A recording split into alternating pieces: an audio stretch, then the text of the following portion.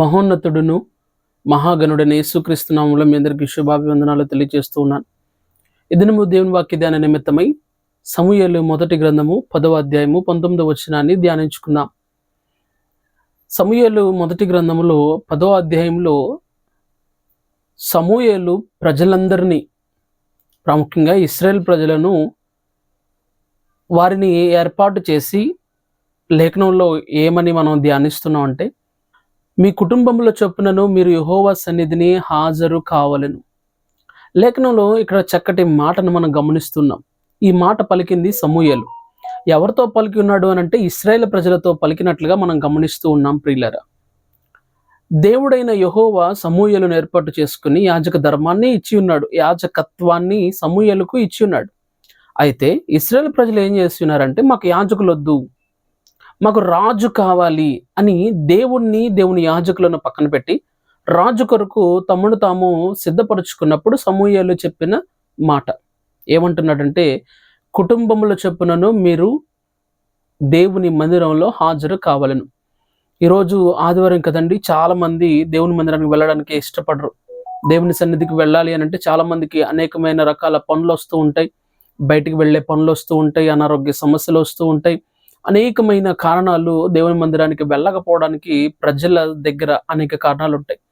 అయితే ప్రభువు సెలవిచ్చేది ఏంటి అని అంటే, మీరు కుటుంబంలో చొప్పునను మీరు దేవుని మందిరంలో హాజరు కావాలను.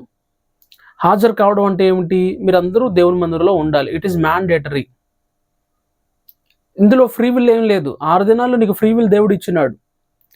6 దినాలు అంటే పని చేయడానికి దేవుడు నీకు 6 దినాలు ఇచ్చినాడు. దేవునికై కేటాయించిన దేవుని దినాన్ని ఈరోజు చాలా మంది దొంగిలిస్తున్నారు. 10 ఆజ్ఞల్లో ఒకనొక ఆజ్ఞ ఏంటంటే, విశ్రాంతి దినమును నువ్వు మీరకూడదు. అంటే కొంతమంది ఏమంటారంటే, విశ్రాంతి దినం శనివారం కదండి అని కొంతమంది వాదన ఉంటూ ఉంటుంది. ప్రియులారా, అంటే దేవుణ్ణి ఆరాధించడానికి నువ్వు ఒక డెడికేటెడ్గా దేవుణ్ణి ఆరాధించడానికి నీవు ఒక దినాన్ని నీవు కేటాయించగలుగుతూ ఉన్నావా?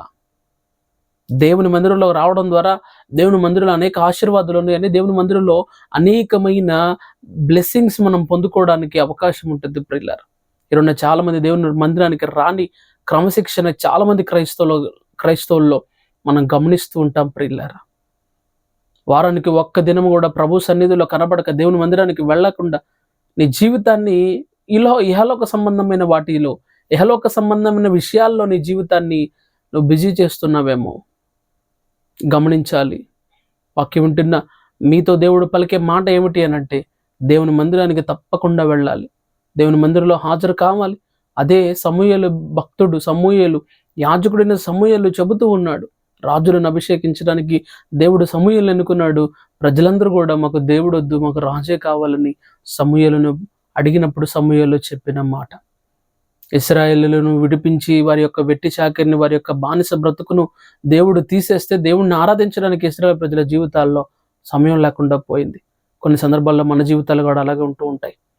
ప్రియ వాక్యం వింటున్న ప్రియ శ్రోతలారా, దేవుని మందిరానికి వెళ్ళే క్రైస్తవులు ఉంటున్నారా, లేదా దేవుని మందిరానికి వెళ్ళని క్రైస్తవులు ఉంటున్నారా? ఆలోచించి దేవుని మందిరానికి వెళ్ళడం ద్వారా ఆశీర్వాదాలు పొందుకుంటాం. దేవుని సమయాన్ని దేవునికి ఇవ్వడం ద్వారా అనేకమైన దీవెనలు పొందుకుంటాం. దేవుడు అట్టి కృప మనందరికి అనుగ్రహించును గాక. ప్రార్థన. పరిశుద్ధాత్మ దేవ, నీకు వందనాలు స్తోత్రాలు చెల్లించుకుంటున్నా. మా ప్రియులు ఈ దినము ప్రభ ఈ వాక్యం ద్వారా ప్రభ పురికొల్పబడి దేవుని మందిరానికి వెళ్ళడానికి వారికి ద్వారములను తెరవమని అడుగుతున్నాను. ప్రభ, నీ మందిరానికి వెళ్ళనివ్వకుండా ఏ ఆటంకం వారిని అడ్డగిస్తూ ఉందో, ఏది వారిని ఆపుతూ ఉందో అటు వాటి నుండి వారిని దూరపరిచి నీ కృప వారికి అనుగ్రహింపచేయమని యేసుక్రీస్తు నామమున అడిగి వేడుకున్నాను తండ్రి. ఆమేన్.